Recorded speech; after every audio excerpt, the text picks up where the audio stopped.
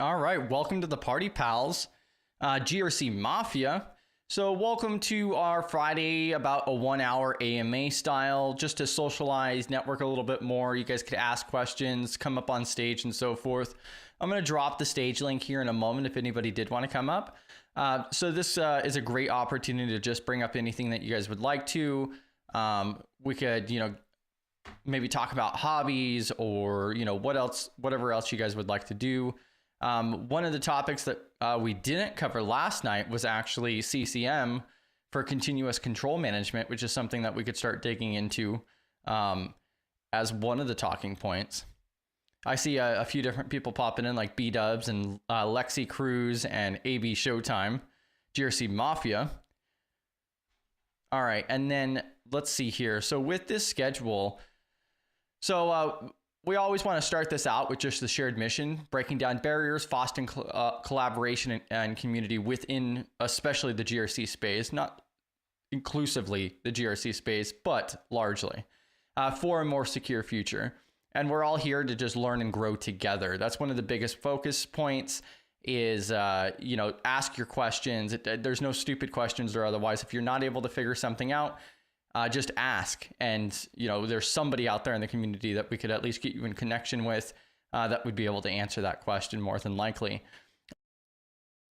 We did start the 5 days a week streaming. I'm not going to go through that entire spiel, but we are streaming every single day of the week now.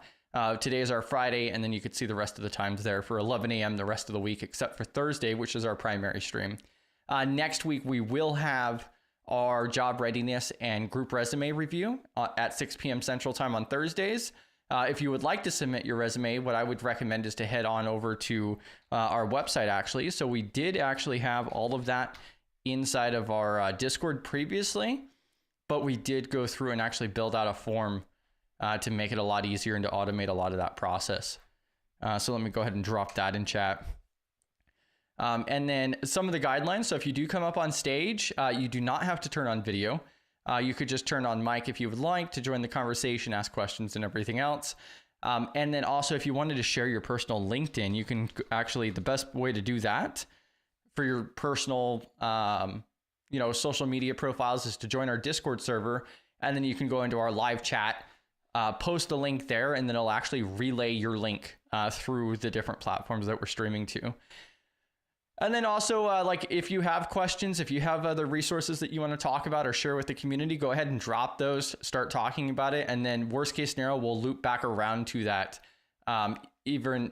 Worst case scenario, if we don't bring it up at that time, worst case scenario, we'll circle back around to it. If you do happen to share something that you don't want to be public, just reach out to me on Discord or LinkedIn or also at contact@studygrc.org, and we can go ahead and see about getting that redacted. Some awesome people that are out there. You can go ahead and check out Simply Cyber, who does the daily cyber threat briefing. B-Dubs also has a blog where she's posting out an article every single Monday morning. A bunch of different awesome articles on there already. And then also we have the local 853 NIST SME PBO, who... So Professor Black Ops, he has over 800 different videos, including a huge compliance list on YouTube, completely free, no paywalls or anything like that. And he's also active in the community on Discord as well. So that's a really great resource. And he also he live streams every Tuesday night at 9 p.m. Eastern time. And then of course you can also check out our website for the rest of our platforms that we stream to. And we have like a resources page that has a bunch of information, and our calendar is the best place to look at to see what's coming up. And then without further ado, let me go ahead and get transitioned over here. Let me catch up on chat real quick.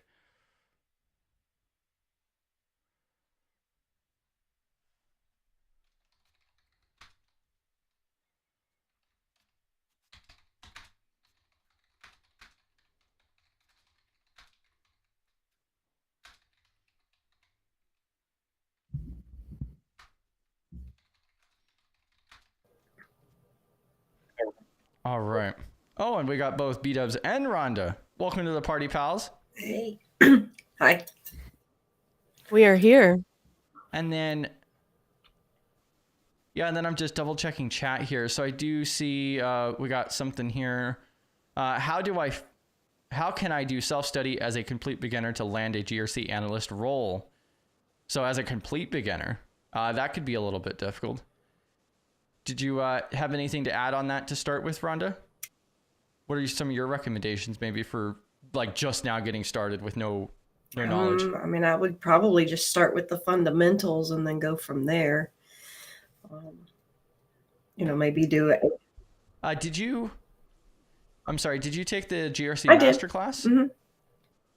Okay. What was your thoughts on that one? I enjoyed the course. I mean, I didn't really know a whole lot about it until I did take the course, and then, got digging into it, and then, really struck some interest, being primarily from a more technical background, with infrastructure and, systems admin, things like that. Bam. Yeah, I bet a lot of the different processes, policies and procedures and so forth probably made it a little bit easier. For sure. Well, I mean, we did a lot of scope of works and things like that with the government, and had to follow all the policies, and, some of them had to, put an input in some of my positions on creating them as well. So from being on site, when you're the only one on site, like I was, you're kind of the eyes of the organization or the site you're looking at. And so would you say that with that more administrative and technical background, you just kind of utilize those skills into that GRC realm? I would say so, yeah. Bam. So I do want to add, they did just drop in chat that they currently work as a SOC analyst.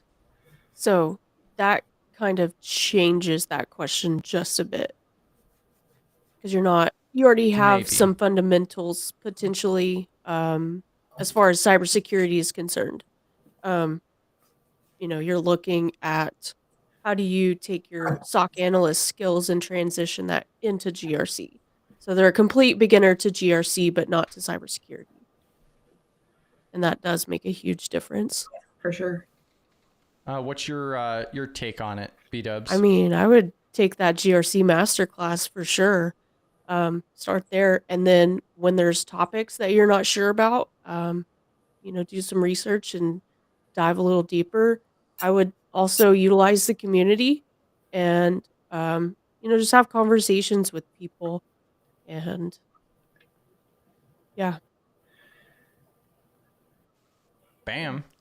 So if you join our Discord server, you'll actually see that we have a resource section on our Discord server, and the very first one is it's called common questions and getting started. Let me pull it up here. I can't pull it up on screen because it's on Discord. But so getting started FAQs, and it's an entire guide on getting started, and then also recommended resources and NIST documentation as well. Yeah, another thing I want to add too is you can go look at, they're not always going to be called a GRC analyst. I'm essentially a GRC analyst, but my title is information security analyst, right? So there's going to be lots of different job titles, but you can go look at those roles that you're interested in and look at the responsibilities and requirements in the job descriptions and start learning from there as well.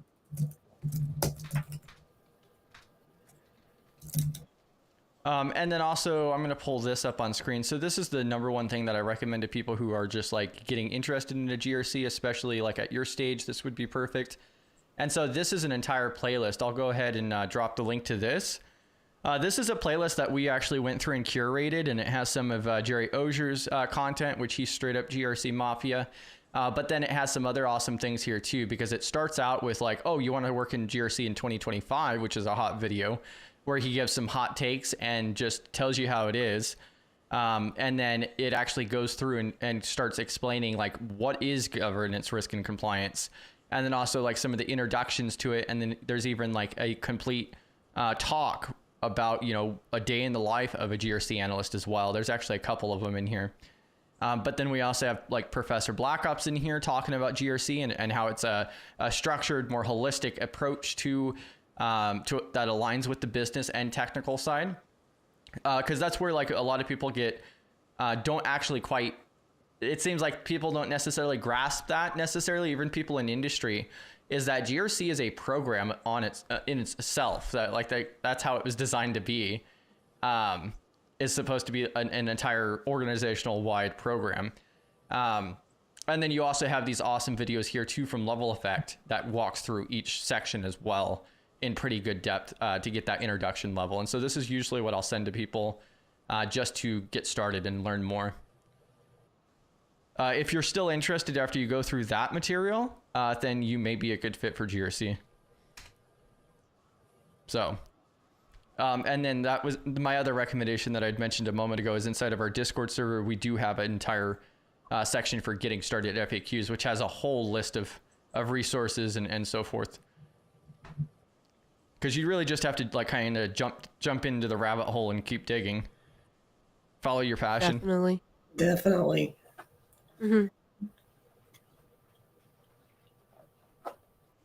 Which I guess that could be a follow-up question to you is why do you want to move from SOC to GRC? Is it the hours that you're expecting or otherwise? Because also the job roles are quite different. A lot of reading, not so much on the sim at all, but that technical background will definitely be useful more than likely. Welcome to the party, pal, Steph. GRC Mafia. Let me catch up on chat here real quick. Yeah, and we even got PBO in chat. Whoa. Bam.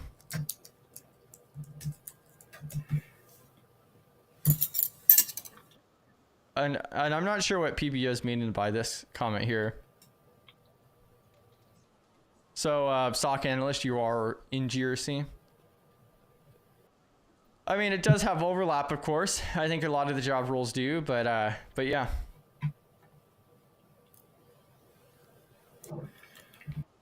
What other questions do you guys have? Let's see. Oh yeah, how are you feeling, B-dubs? Oh, today's rough. I'm not. I debated even coming on camera today. And then I'm holding her hostage. Yeah. And then I get peer pressured over here by Rhonda. No, I offered. I don't know. You know, sometimes you're sick. It is what it is. Yeah, and then also, if you like, the biggest thing is just leverage the community and so forth. Doing it solo and more on your own is just going to be a lot more difficult and higher chance of burnout and so forth. So when you do get stuck, just ask those questions. You can comment on our videos. That's why the Discord server is so useful outside of our live streams, is to get that support and assistance within the community. So yeah, you can't give back to the community without, you know, getting to a point where you can. Yeah, and Steph Cluis mentioned some GRC has a little bit of SOC. I manage our alerts, but it's nothing like an actual SOC job. So I'm actually in a similar position. I'm definitely taking on some incident response, but we do not have a full-blown SOC. I'm just managing a SIM in one environment per se. And it's not everything, but there is some overlap sometimes, depending on the company and your role. And a large portion of that would be for your insights from that risk perspective, right? So you're not looking at it as a SOC analyst would on like threat detection per se necessarily, but in risk. my spot, I'm 100% looking at it from a threat detection perspective, like a SOC analyst would. We just don't have a SOC, and so it kind of falls onto my plate. But man, so how many roles are you But working? we're not talking, you know, a ton of incidents per day, like some might be in a full-blown SOC. It's just a few. So it's a very small part of my job. Have you done that before, PBO? Running a SOC job and running GRC at the same time? You get paid twice as much? I'm not as talented as B-Dubs. I usually give SOC requirements to run for me. That's why I say in the GRC, because if you do incident response, 9 times out of 10, the SOC's going to see the event that caused you to try tracking that down. Well, right? Go we ahead. Yeah. we have a unique structure. Mhm. I won't go You a little into smaller details though. Go ahead. on yeah, I won't go into details Well, it on may that, be. but I'll kind of give it this perspective. While I am taking all of the SIM incidents and managing that and performing incident response when needed, most of the time it is literally like 30 minutes to an hour of my day. And Nice. that's it, once a day. So it's not like a Yeah, just normal sock job. double Yeah, and I checking. think it's the maturity level of the company, right? Mhm, So when I worked at DOD, they had like 50 people on the side. You talking about mhm. DOD? It's going to a worldwide splunk because people think China, right? So and it's different levels. But two, and I did a video on this, SOC is becoming more comprehensive because people are running it out the cloud now. So I can get log analytics out of Azure. I can put Sentinel on top. And like we talked about, Sentinel's going to run MITRE and give you a lot more alerts that are a lot more genuine for you to track down, right? Well, So and in my this is Yeah. in go ahead. application security too, so I'm looking at an application Oh, and fine. not our whole environment. I'm Yeah. not looking at the SIM for the company. I'm Right. just Fine. Fine. looking at the SIM for this application that we've built. Do, do you have a So, company SOC that handles that? Um, I'm grilling B yes, Dubs now. yes. So We so do right. have we do have a Okay. SOC, Okay. but not where I'm at. Right. But you do have another part of the company that handles that. The Mhm. mid GRC, especially coming from Ron of DoD, it's got to have FIPS encryption. It's got to have that because I run a lot of SOCs. They're not even ingesting the things they need from a DoD standpoint to track down the attacks we need. Right. So that's why I say if you're in SOC, depending on Yeah. the maturity of your organization. Shout out to Steph from coming up. She said a little, so I was like, PBO gonna have to come out his nap again. Y'all keep waking old Mhm. PBO up. So that's why I said, GRC yeah, from Mafia. a standpoint for me, I think SOC is kind of in there because you start getting used to that paperwork. Like my SOC, I get on their damn nerves. I'm like, are we using encryption? We got DOD. What's a hardening on the SOC? There's a database in there. So I'm giving them all these requirements. So after a while, they go, yeah, we know what it is. We But did the now, Splunk. We know what it's in. We tired of you and your requirements and your checklists, sir. Here they are, right? So they get used to those checklists. That's why I said they're in there, right? Because I be wearing their ass out, but I'm different. Go ahead, Steph. I'm on my soapbox. I'm throw this stuff. And Oh, I don't know. before you start on anything, Steph, I want to take a minute right here to point something out. We currently have 3 women on this AMA Right. panel, Right. more than the men here. So I've heard some comments about, wanting to see more women out there. Right. We're listening to the community. So Right. just want to And point that out. I just want to PBO is add, very inclusive. Go yeah, ahead. PBO is very inclusive. Go ahead, Chris. I just want to give a shout out to us. yeah, I think that's awesome and everything else. But also the other highlight is that each of you guys are extremely well skilled. It's not Right. like just based on characteristics. Yeah. That's a very important factor to 100%. include. I ain't touching that. So Chris's opinions of Chris and Study GRC. PBO ain't touching that, but shout out to Chris. But now once again, that's why. well, I think that means even more to get a panel of 3 women Oh, it in is. cybersecurity, Facts. GRC, and so forth Oh, experienced. I agree. Especially I've been in the very few Um, women in DOD. It was very few when I was in DOD. There was very few women in DOD. Well, and also like Rhonda kind of touched on that in her talk that she Yep. did. I was going to ask you, Rhonda, have you seen that too regarding like SOC or looking into SIMs and so forth in your GRC related roles or so forth? Is that something? No, you've done? not yet. I mean, just mostly with with the Homeland Security, it was everything was up in DC. We didn't really have those kind of environments on site. We'd get alerts. For my area, I would get alerts and things like that, and have to check out, report, things like that. Bam. Well, and do you want to add anything to your comment that brought up this whole conversation, Steph? Oh, about how GRC. Yeah, Like- Steph got me out of bed with her comment. Go ahead, Steph. Steph got me to roll out of bed.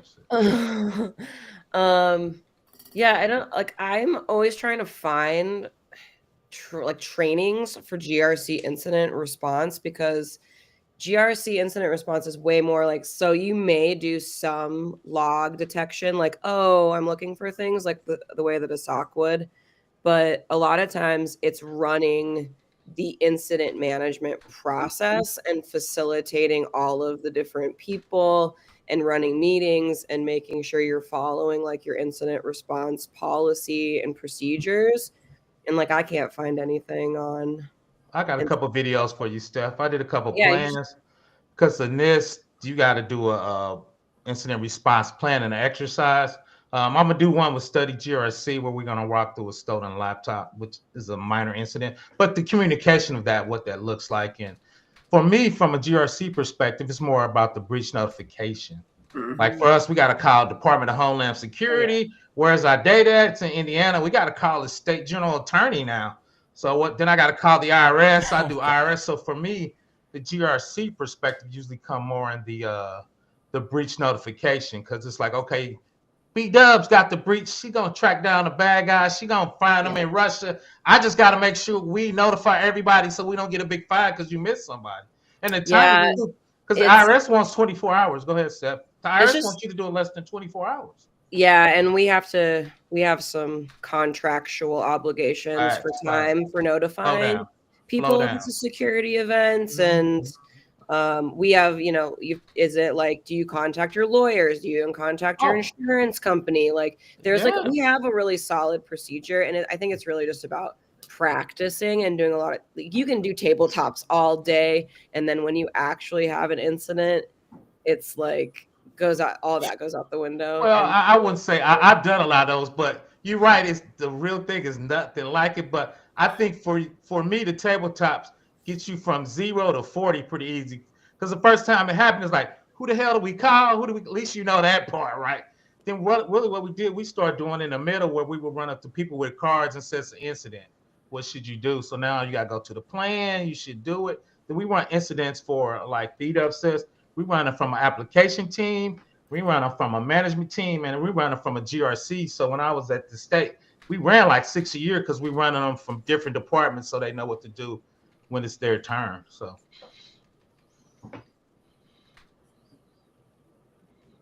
back to you, Steph. I'm sorry, I'm off the soapbox. Oh, no, you're good. I just think it's interesting is like you just looking at, like I was looking at Wild West Hacking Fest's like workshops for this year, and it's like incident response, and then I look at it and I'm like, oh, this is SOC incident response. Like this is because that's what people think, which for me is, and this I think is growing, is the cool thing really was red team. Nobody really wants to defend, and nobody thinks of GRC.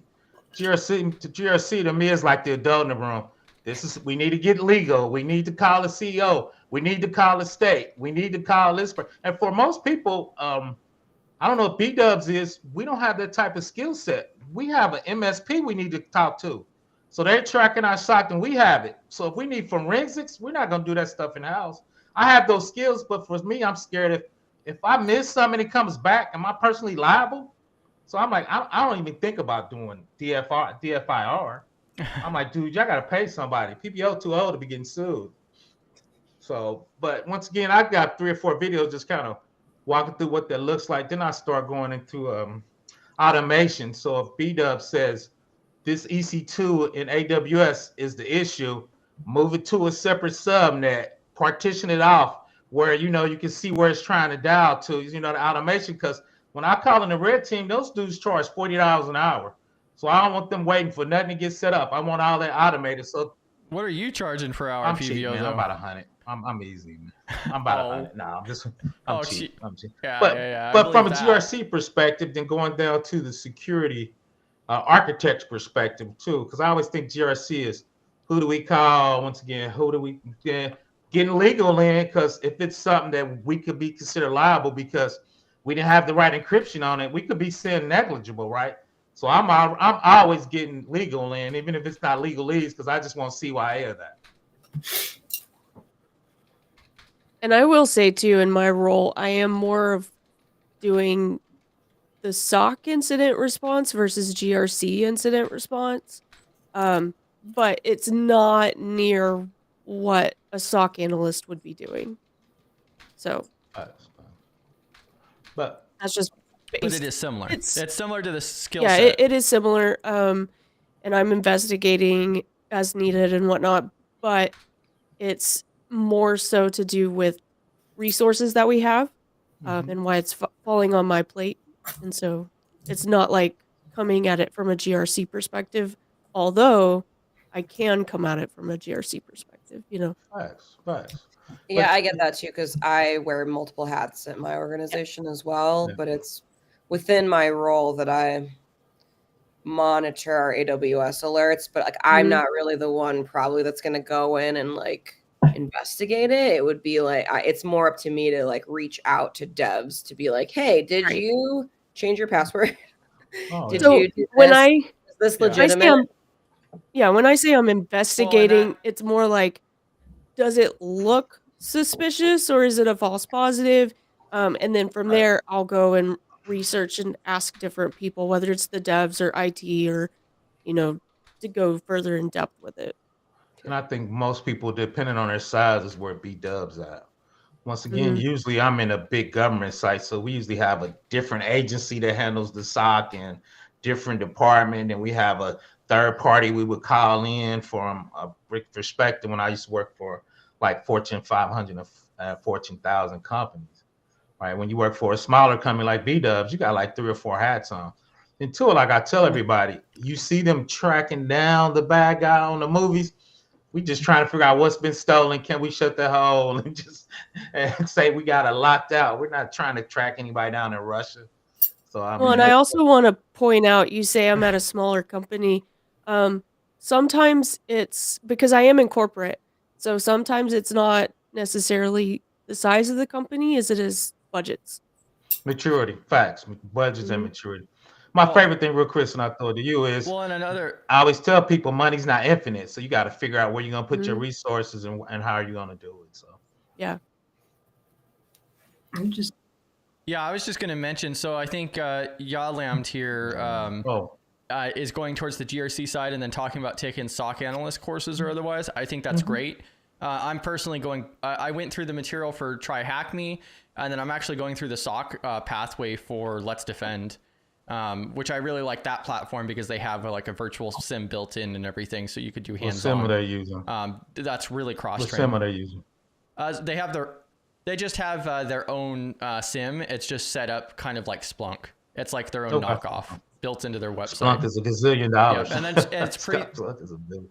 Oh yeah, and so it's supposed to showcase like how a sim is supposed to work and so forth, and then they have like several hundred default alerts on varying levels and degrees that associate with the courses that you go through, and then you also have access to like 60 different VMs, so you can actually go through the entire process and actually investigate that alert and remove and respond to I it. frown up because So it's B really Dub's neat. better than me. I have no desire to try to track that down. Like again, I do it from a GRC once again, breach notification standpoint, working with legal, working with for us other agencies, and really just going up the chain and just kind of keeping them abreast, like Steph, making sure where we at, what does this look like, how are we gonna get sued? I get that from CFO. We gonna get sued. So what does that look like? Once again, from a GRC perspective. Once again, like B-Dub says, we usually have a SOC department, or for us, a third party that handles that for a lot of bigger and government agency companies. Well, PBO, who says I have the desire other than you? I'm old. I don't have desire to do anything. So facts. So that was a factual statement. I'm almost 60. Just, He does. I only just have the words desire from than my that. mouth. I thought Just Steph the was words calling from me my mouth. out. I had to roll out of bed. And Steph was like Yeah. 20%. I'm like, I don't like Steph's statement. I'm gonna have to get out of bed now. BBO was napping. No, I mean, I BBO was won't lie. I napping. enjoy it, but I'm just, doing my job. No, it's all good. And I think that's the thing, like you said, is what's your passion in cybersecurity? Because it's so big. Yeah. For me, I just like that. Just never like. But two is I just been doing blue team so much I can do it in my sleep. So I'm like, I don't want to try to figure this out and look at the open files and see what the IPs are pointing to Russia and look into the select statement. What did they select out the database and did they get that big file? I have no desire to do that. Now I can help. I've helped people do that at small companies, but I just like, And two Yeah, is, I mean, my job um, is more to be like, is this an incident? Like, is this a potential incident? And mhm. take it from there yeah. mostly. For mine is if it's a potential incident, I got to start letting people know. Now, Because the Yeah. IRS wants to say, Me too. if Now, you what- have an event, we need to know in 24 hours, because if 10 states have that event, it could be a nation state attack. Right. To you, Yeah, Chris. not quite as serious Well, and as a large PBO's majority of job. like, Yeah, facts. yeah, a large majority of what you guys are like describing sounds more like governance, where you guys are just monitoring it and then delegating that out.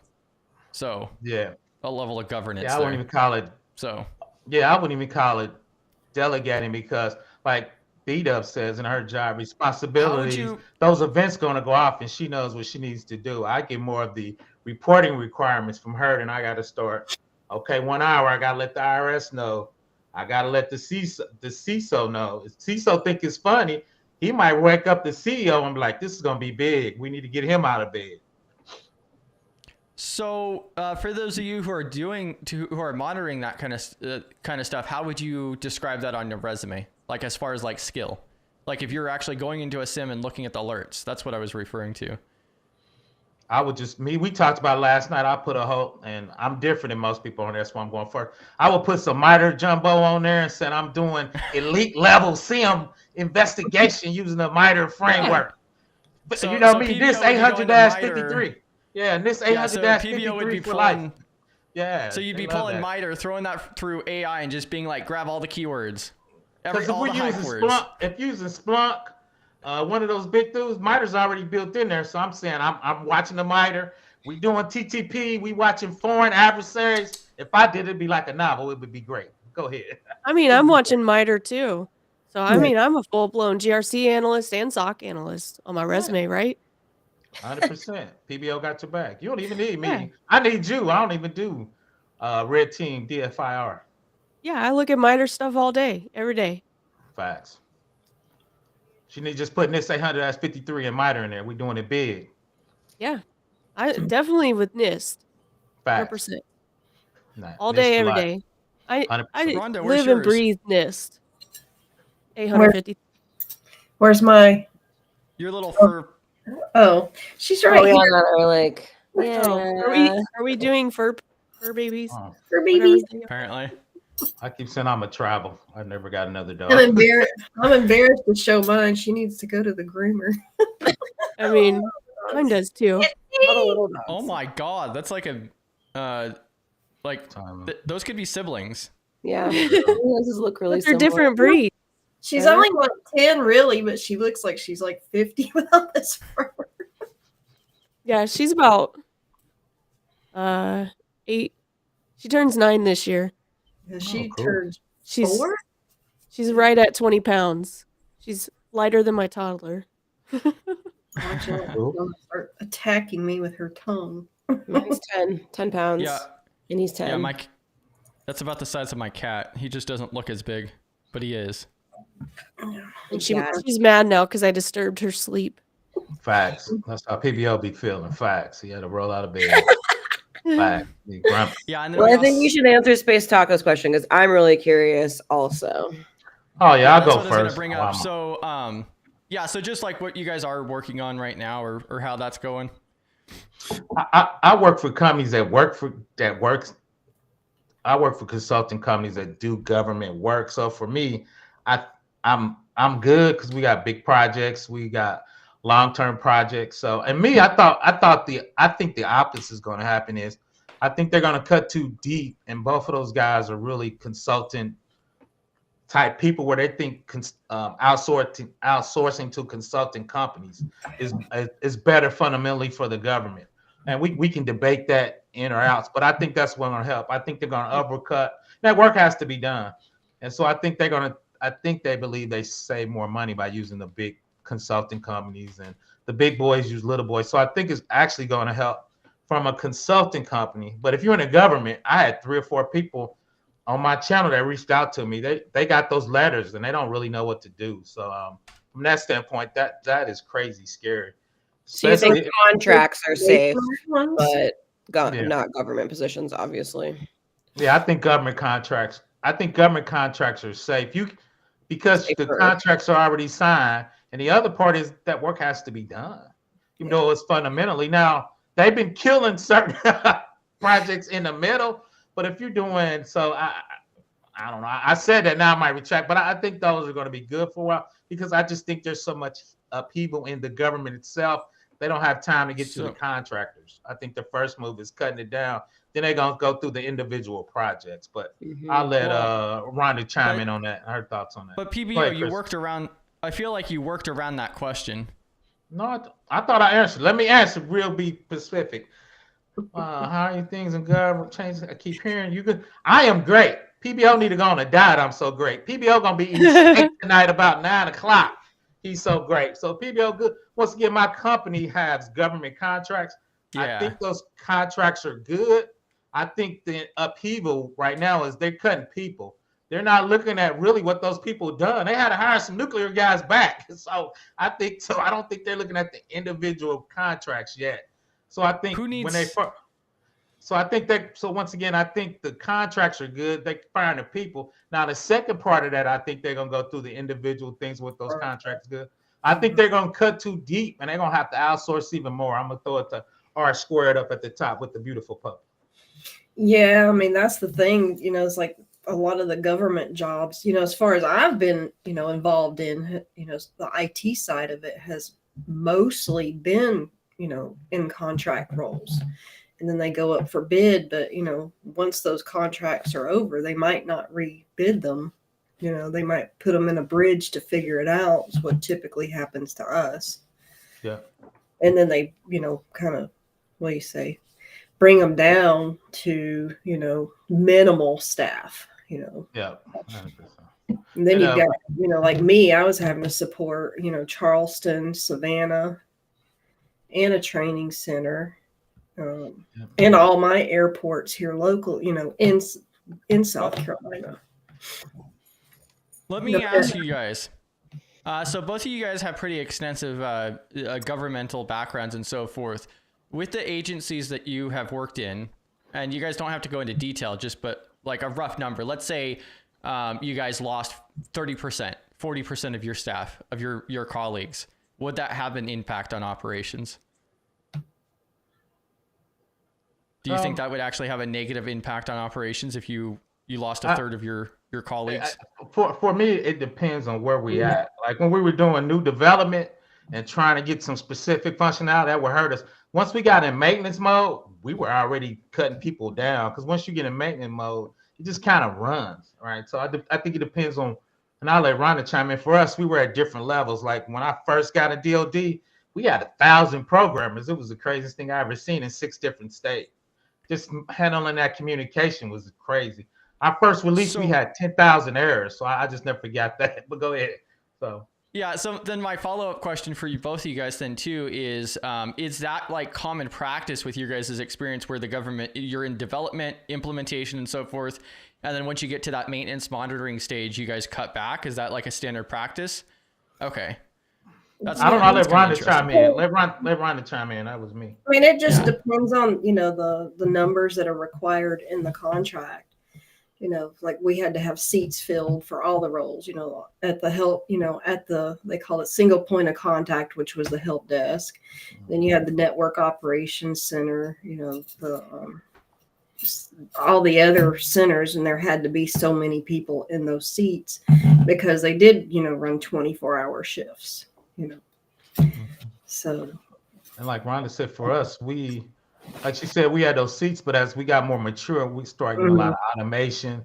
Now people coming more up with the chat bots now. I think I'm going to cut some people off. So I think from a personnel standpoint, people want you to start being more creative like that.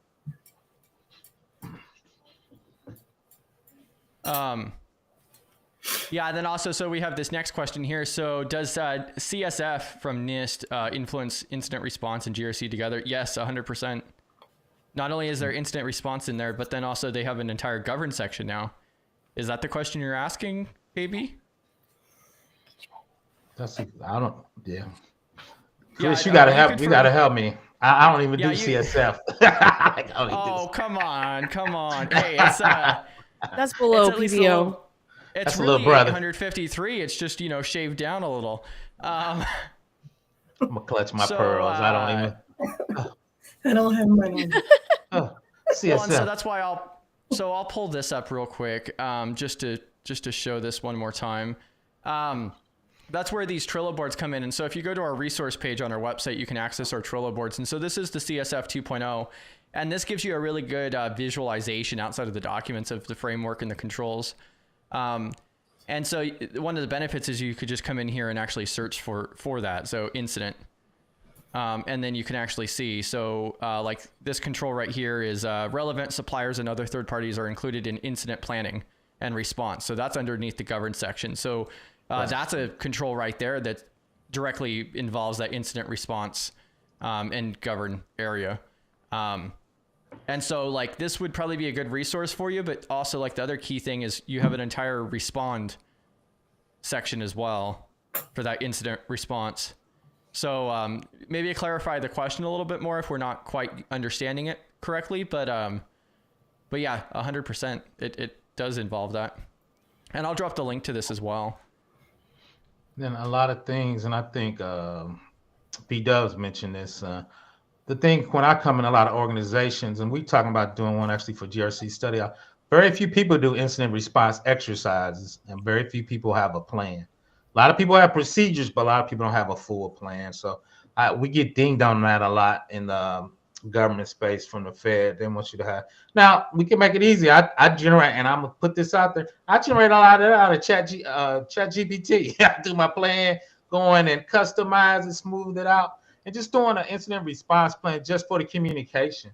Because I think Steph, because when you happen in real life, people don't know who to call, people don't know who to contact. And for us, it was easy. We had a laptop stolen. We didn't know we had to do a police report for insurance. So we found out after. We like, oh yeah, we need to get that in the plan. Right. So just simple stuff like this. When I go to organizations, I just say, let's do that. And most of them never thought about an incident report for a police report for a stolen laptop. Yeah, it's really important to have Facts. like a policy on like your incident response.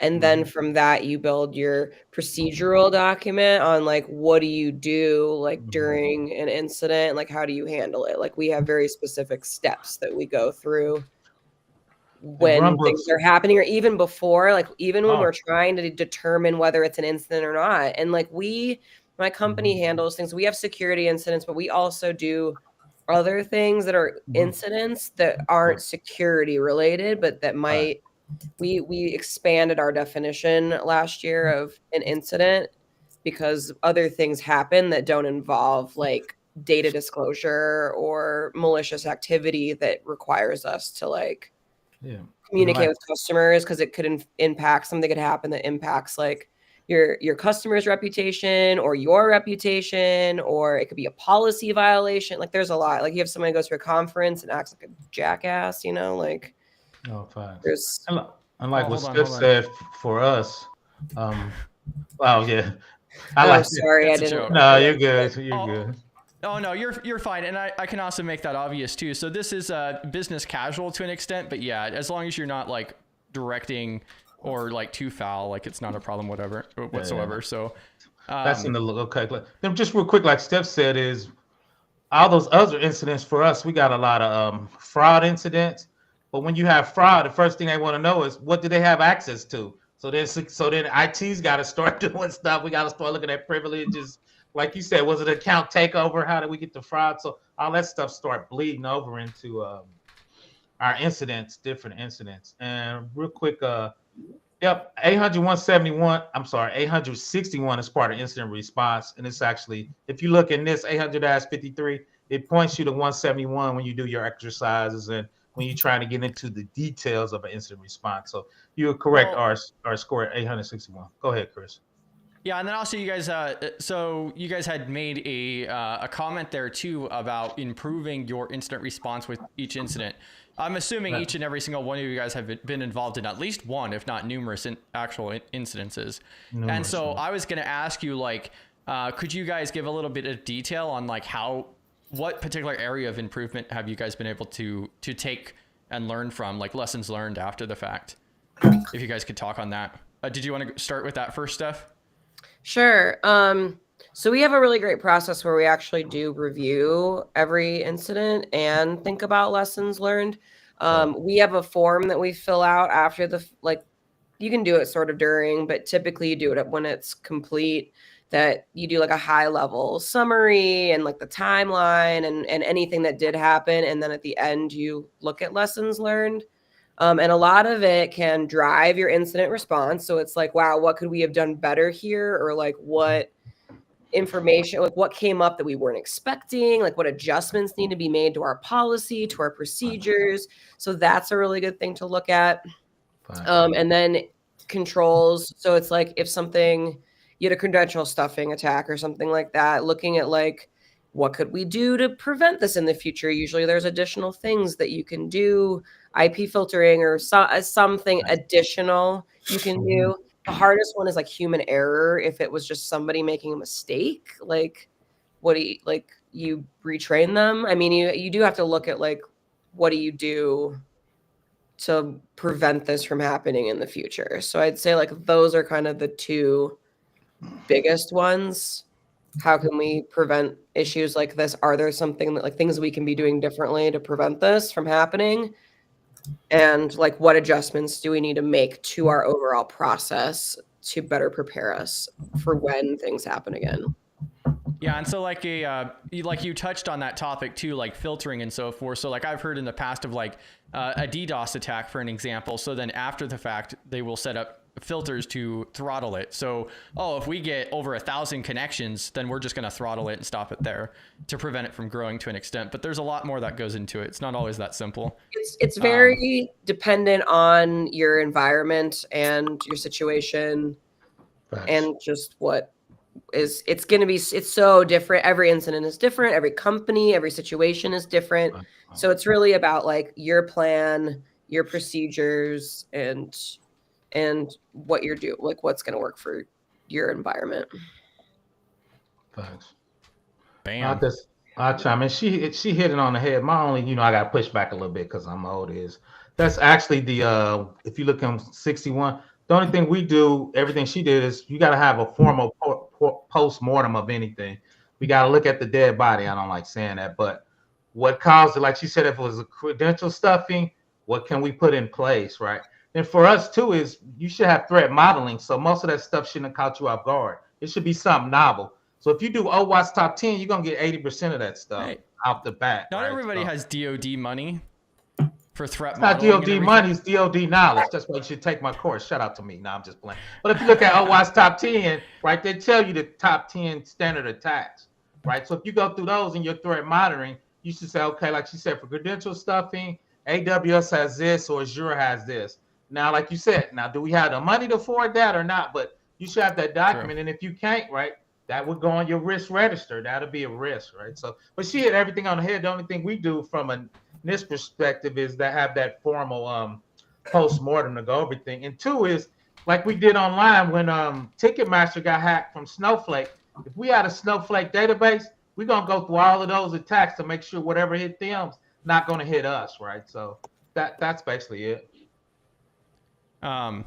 Yeah, straight facts. I think that's awesome.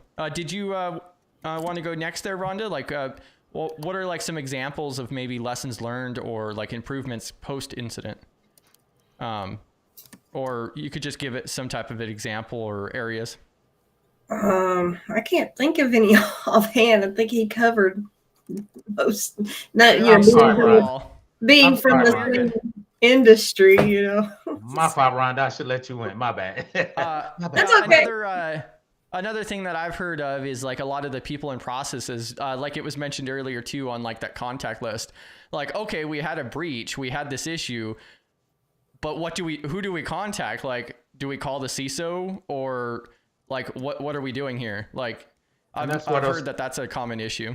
Yeah, but once again, I think Steph brought it up. That's why you have those tabletops, and that's why we're gonna get together. The first one I do is stolen laptop, because that gets the That's why you're supposed to have those. Facts. And two is what I do is I give homework. So Steph's the CISO or the big dog. So I would ask her, what type of incident do I need to wake you up at night? If we lose every record of tax records, do you want to be waking up at night? What keeps you up at night, and what do you want to be notified on, right? So each part of the C-suite now, you gave them an action item for them to work on. And that helps with the communication, because when they start thinking about you losing every record of the company, right? People start like, oh yeah, I definitely want you to call me and wake me up, right? So Then 2 is who's responsible for what. Then legal's like, okay, if legal's in the room, they're like, we need to be called because we gotta let the state general attorney know. If we don't let them know within 24 hours, we could be fined as an agency. So that tabletop and that communication gets the C-suite. That's your job to kind of get them thinking and give them different scenarios to kind of help them get started. Especially when I go into an organization at first, that's what I said. I start running those tabletops and having those conversations. Bam. The cool thing, it's a lot easier now because they see breaches on their mind because they see it in the news. When I first did it, they were like, "Oh, that's never going to happen to us." Now they're over worried. Oh gosh. What about you, B-dubs? So I want to note that while I am doing incident response, this only became part of my job responsibilities last month. So B-dub's still learning. Facts. We're all still learning. Yeah. Like I just started learning. As we go. As we go. Always learning, especially with the new tools, especially in the cloud. They have, Sentinel and all those type of tools, and the alerting coming off of those now. So what does that look like? And like Steph says, what's your procedure? You could be just tasting your tail all day. So what does that look like? Yeah, and then let's see here. We have a couple other ones here too. So a Cliff Note session. I'm not even sure what that's meant to be honest with you. What is a Cliff Note session? I was curious about that. I'm happy to give a Cliff Note session if I know what a Cliff Note session is. Okay. I'm glad I'm not the only one. Happy to help. Yeah. No, I definitely wanted to bring that one up. I saw it. So in a comment here on stream, or feel free to DM me too. I don't care. Well, and that's another massive benefit of Discord is you could just drop in Discord, DM, and so forth as well. Great collaboration outside of stream. And then we also had Cybersecurity. So Awesome. SATR. Any of you ever ran into a problem of sanitization when it comes to incident response? Sanitization as in disinfecting your IT assets as you recover and Forensicate. Forensicate. I'm like, wait, what? I don't think is that a word? I'm mispronouncing that. Yeah. That's why it's in quotes. We know what he means. Yeah. That sounds like some shit I'll say. You have to make a. All right, PBO, you go last. Okay. Yeah. So B-dubs, anything? Yeah, and it's fine. Like I said, I just started last month, so. What? No, I haven't been through this. Facts. I've not ran into the problem. So. Rhonda? No, anything to comment on it? I haven't ran into that. Okay, and then Steph? Thankfully, although we always prepare for my dog's growling at something. Although we always prepare for some kind of malware incident, I haven't had to deal with one of those yet, knock on wood. So the only thing that I would add is that from what I've heard is that most commonly a company will hire an external forensics or otherwise. Right. So especially when it comes to ransomware or a widespread infection, because that's specialized. That's not typically somebody you're going to have on staff. I think it would have to depend on the severity and extent too. If it was just one device versus everyone, it's spread. Yeah, and whether or not you're staying in business or just going to close down the shop, there's definitely some factors there for sure. All right, PBO, go ahead and take the fame and glory. No. So hang on, I just want to note real quick that I definitely want to go forensicate something now. I'm scared to say that. I'm scared to say that word. I ain't gonna even lie. I'm gonna leave it out with a lie. For us, Steph has a good point. We took the opposite part, was especially in the cloud. If we ever thought we had something beside the database, we just gonna tear it all down just to be safe. Because shutting down a VM and spinning it back up, we using Terraform, CloudFormation. Those are easy. So we do that on a regular basis just in case. We just take it all down and spin it back up. Because now it's all automated. We're not doing it by hand.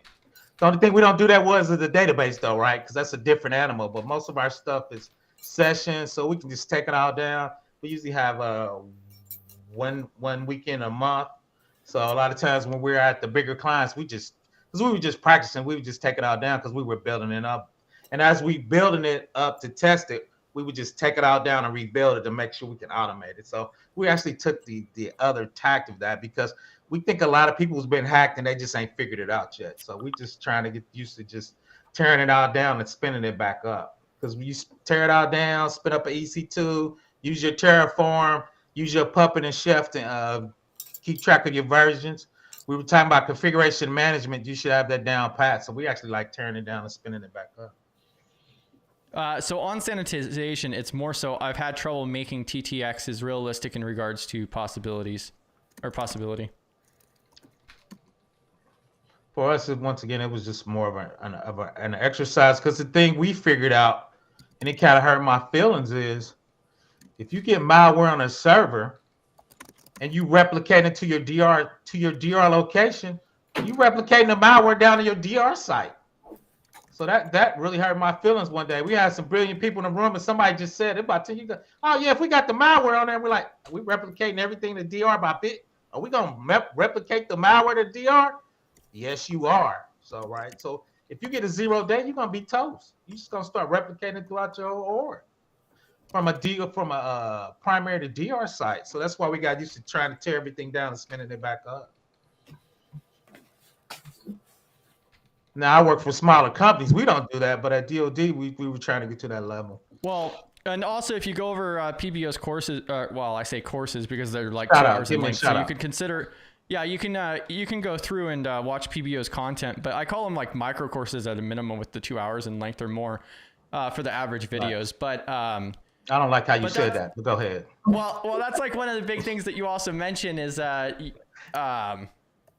you're like, oh, tabletop exercises and lessons learned and postmortems and everything else. Ain't nobody got time for that in a lot of these businesses. Hey, but that is the proper processes. Hey, this is an old term. Rhonda know what this is. You gonna pay me now or later? You gonna pay me now or later? You gonna pay on the front end or the back end? You gonna pay me now or later? So pick which one. Straight cash. So Go now. I want to bring this up and Uh-oh. and note this one. I do know what Cliff Notes are. That is how I got through my language arts courses in college. 100%. I know what Cliff Notes are. I don't know what forget who it was. Like a session Yalamed, I think, as a Cliff Notes session. Yeah, I didn't know what they were wanting. I imagine it's probably just like a down and dirty, give me the important part on what he wants topic. that on or what they want that on. I don't know. Yeah. Yeah, I was gonna say on what. Yeah, right. So I think we do all of us here know what Cliff Notes are. Yeah, just clarifying. I do know what Cliff Notes are and have used them heavily in the past. A long time ago. Still a thing. Are they? I think 100% have not used them post 2012. So that's fair. Oh, I'm tired. I've been in school for that long. But yeah, if you look on there, I got a few DR videos. I got a few 161 videos. So I probably got about 4 videos on those. Go ahead, Chris. And DR is in disaster recovery. Bam. Disaster recovery. What was that stuff? Oh, I was just commenting about Cliff Notes are still a thing. They're just like digital now. Like you can get them digitally. Oh, fine. I mean, that's what I was gonna look at. So when I used Cliff Notes, literature study. Yeah, when I used Cliff Notes, it was online. But they used to college. I didn't really need them. Oh, that's funny. I hate digital books. I'm gonna hold which topic in particular? Yeah, I'm with you on that. Probably post-mortem. I don't know. We talked about a lot of things. Post-mortem. I'm sorry. Cybersecurity was talking about sanitization. What's sanitization in 161? Sanitization, you could use purge, which means you got to write ones and zeros on your disk 7 times so you can't pull it out of your trash basket. Then the other part of that is sanitization for actual laptops and stuff. You got to drill a hole through it and get an attestation telling it was destroyed and shred it at a certain level. So I don't think he's going that deep. Speaking of that, does anybody someone should, if you guys have any companies that you recommend for I do.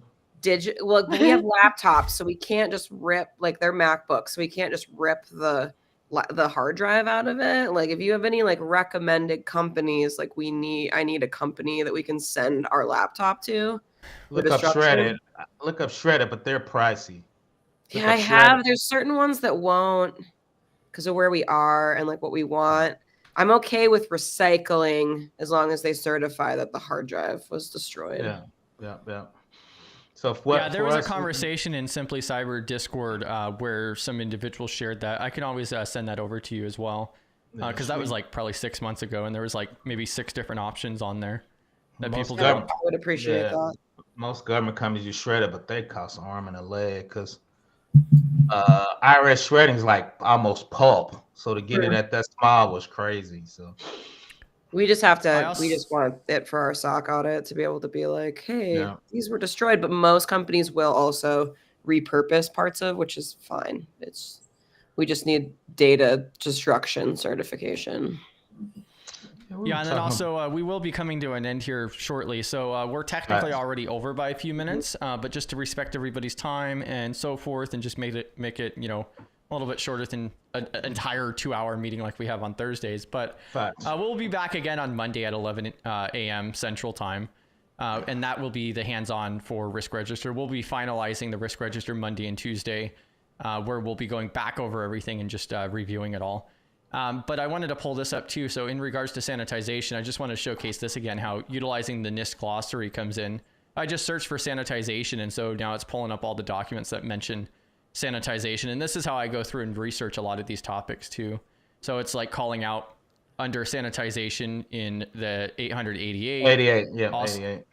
And then also 18's mentioned as well. And so then you just pull open these documents, search for sanitization, or look at the index, and bam, you're on the way. So AWS has a unique way of talking about doing it, that if you use FIPS encryption, if you destroy the key, they believe that disk could never be unencrypted. So they believe you're destroying the data on the disk.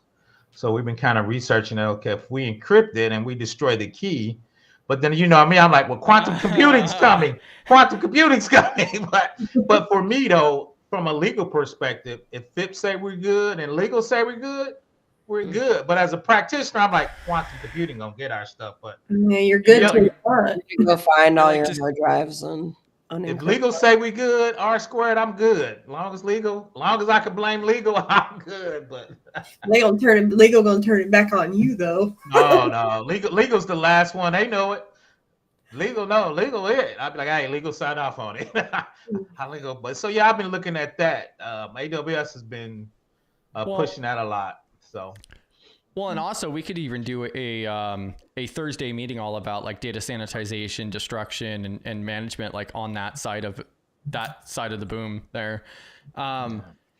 Yeah, and then also thanks 8-Bit for hopping in. You have a great rest of your day. Enjoy your weekend as well. I see you gotta get out of here. We are gonna bring this to an end here in just a moment, and then just double checking that. Did you guys have any like final remarks or anything that you guys want to add? No, I thought it was a good discussion, obviously, and I think this just put the nail on the head. Cybersecurity is a big domain. GRC is a big domain, so you can just have a lot of discussions on a lot of ways you can become a SME in different areas. All right, so B-Dub's working in that area. I don't touch. Like I said, I don't touch the DFR. I don't want none of that red team type stuff. So once again, it's a big domain. Don't be scared. It's a little rocky out there, but I think there's a lot of jobs. You get your skill sets up. Let's go.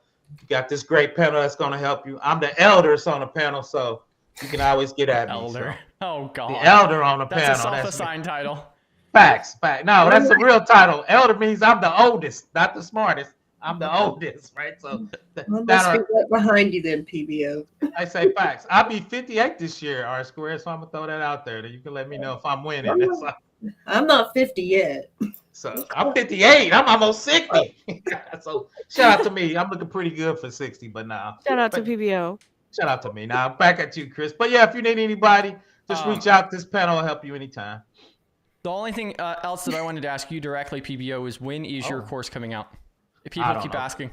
I'm gonna put it back on you. When are you gonna be done with the review that I assigned you, young man? I'm waiting on you. I'm waiting on legal and Chris. Wow, So you're shout just out to gonna do me. me like that. I see. I'm gonna do you like Okay. that. What shots Nah, fired right. right there? I'm Yeah, hoping to shots have. fired. I'm hoping to be 90% done. We talked about. I'm working through my labs and Well, my capstone. I'm hoping to have this done this week. Then hopefully the following week can be reviewed and we can get it tightened up. So that's my goal. But not blaming you. I haven't done last thing. I've been burnt out in the last 3 days.